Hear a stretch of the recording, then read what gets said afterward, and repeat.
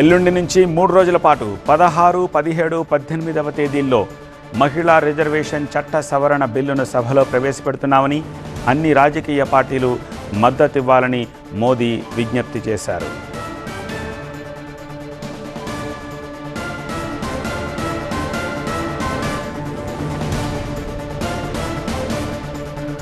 Parliament ఆవరణలోని దృశ్యాలను చూస్తున్నాము. అంబేద్కర్ జయంతి సందర్భంగా అన్ని పార్టీలు కూడా కలిసిన సందర్భంగా మోదీ కాంగ్రెస్ అధ్యక్షుడు ఖర్గే తోటి మాట్లాడుతున్న దృశ్యాలను చూస్తున్నాము. ఈ బిల్లు విషయమై మద్దతు ఇవ్వాలని ఆయన ఖర్గేని కోరారు. అలానే ఇదే విషయంపై ఆల్రెడీ రాహుల్తో కూడా మంతనాలు చేశారు. అండ్ ఇవాళ గైడ్లైన్స్ రిలీజ్ అయ్యాయి. వాటికి సంబంధించిన దృశ్యం కూడా స్క్రీన్పై చూస్తున్నాము.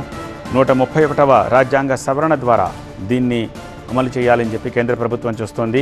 సో ఈ నేపథ్యంలో ప్రత్యేక పార్లమెంటు సమావేశాలు ఎల్లుండి నుంచి 3 రోజుల పాటు 16, 17, 18వ తేదీల్లో మహిళా రిజర్వేషన్ చట్ట సవరణ బిల్లును సభలో ప్రవేశపెడుతున్నామని, దీనికి అన్ని రాజకీయ పార్టీలు మద్దతు ఇవ్వాలని మోదీ విజ్ఞప్తి చేస్తున్నారు.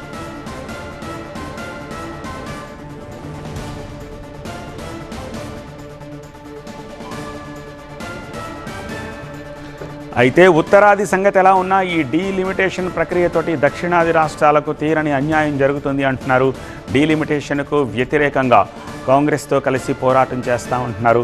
ఉద్యమం తీవ్రంగా ఉండబోతుందని అంబేద్కర్పై ప్రమాణం చేసి చెప్తున్నట్టుగా కేంద్రానికి ఇదే చివరి హెచ్చరిక అంటూ తమిళనాడు ముఖ్యమంత్రి స్టాలిన్ రియాక్ట్ అయ్యారు.